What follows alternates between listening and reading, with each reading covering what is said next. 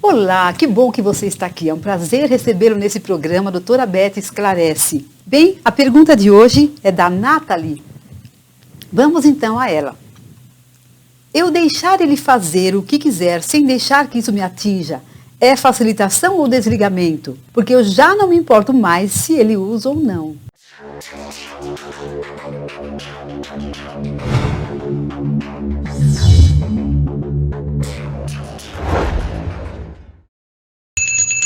Bom, apesar da Nathalie não ser tão explícita na mensagem, eu compreendo que aqui se trata de um uso de drogas e deve ser um parceiro. Poderia ser um filho, pode ser outra pessoa também, pai, não sei, mas provavelmente é um parceiro, então vou pensar nessa direção, ok? Bom, antes de retomar realmente a pergunta dela, eu só queria avisar que este é um vídeo informativo. Primeiro ela começa a fala dela dizendo que eu deixar ele usar. Oi? Você deixar ele usar?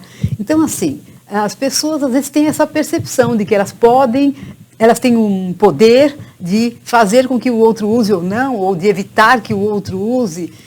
Não funciona bem assim, né? A gente sabe que as pessoas usam porque querem usar ou porque já estão dependentes e, de um modo geral, não tem quem faça elas não usarem se elas quiserem usar drogas. Então, já começa aqui um certo equívoco na pergunta da Nathalie, mas ok, eu só queria dar esse toque, porque às vezes a pessoa não percebe que ela se vê um pouco nesse direito, nesse poder, que não tem. Dando continuidade, ela pergunta se é desligamento ou aceitação o fato dela não se importar com o uso dele. E vale a pena explicar então um pouquinho mais. A gente chama de facilitação quando a pessoa que convive com o usuário ou dependente de drogas tem um comportamento que acaba contribuindo para facilitar mais uso, para facilitar a evolução da doença do outro.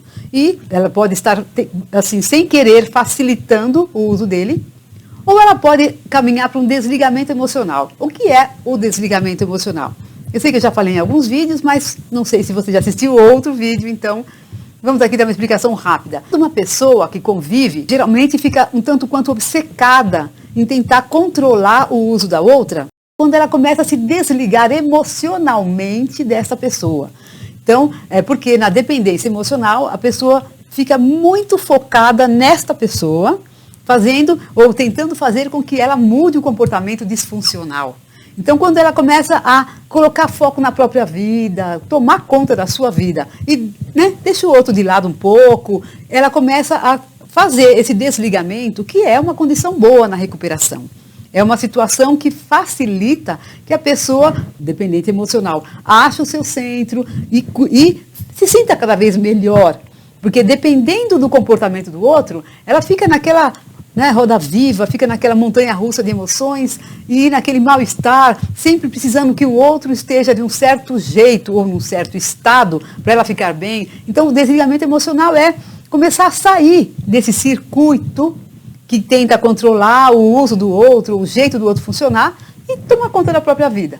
Tá? Então ela pergunta se o fato de ela não se importar muito com o uso dele é uma coisa ou a outra. Eu diria que pode ser uma aceitação, no sentido de que, não tenho poder nenhum sobre o uso da pessoa, então entrego para o terceiro passo, que a gente fala nos grupos de mútua ajuda, entrego para o poder superior e não é comigo, eu vou abrir mão de ficar tomando conta, eu aceito essa pessoa como é.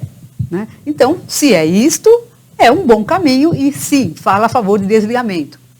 Porém, pode ser que nesse relacionamento, Nathalie esteja cansada, desanimada, sabe, assim, não posso mais, não estou podendo mais nessa relação, estou cansada dessa história. Se ela estiver nessa condição, ela meio que desistiu do outro. Sabe assim? Não quero nem saber, que se dane, aperta o botãozinho lá, eu vou cuidar das minhas coisas.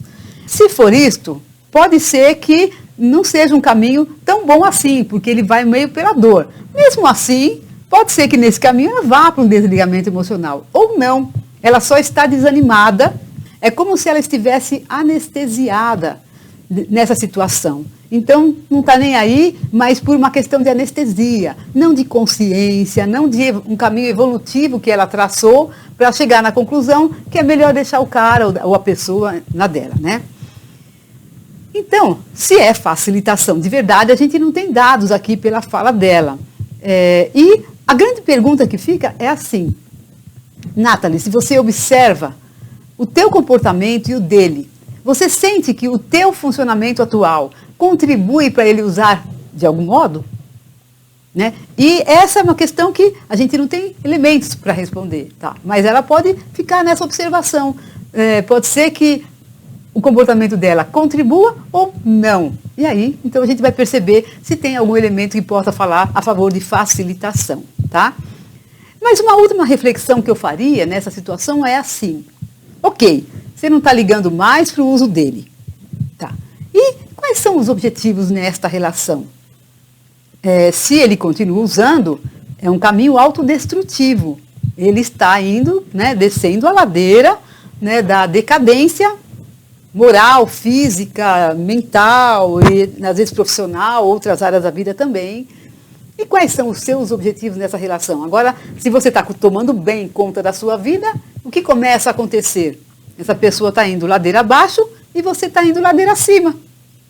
Então, vale pensar, né, se essa relação continua fazendo sentido, se essa relação continua sendo algo pelo que vale a pena lutar, pelo que vale a pena estar. Muito bem, espero que essa reflexão tenha dado a resposta para a Nathalie, porque a gente tinha tão poucos elementos, mas mesmo assim a gente vale pensar um pouco nesse assunto. É um assunto muito importante. Muitas pessoas convivem com dependentes químicos ou usuários de drogas e não sabem muito bem como se posicionar, o que fazer nessa situação tão difícil. Se você gostou desse vídeo, eu peço então que você compartilhe com pessoas, com amigos, com aquelas pessoas que você acha que pode se beneficiar. Também que você dê o seu like, porque é uma maneira de ser gentil também com o canal, que faça a sua inscrição se ainda não fez. E tudo de bom para você. Beijos no coração. Tchau, tchau.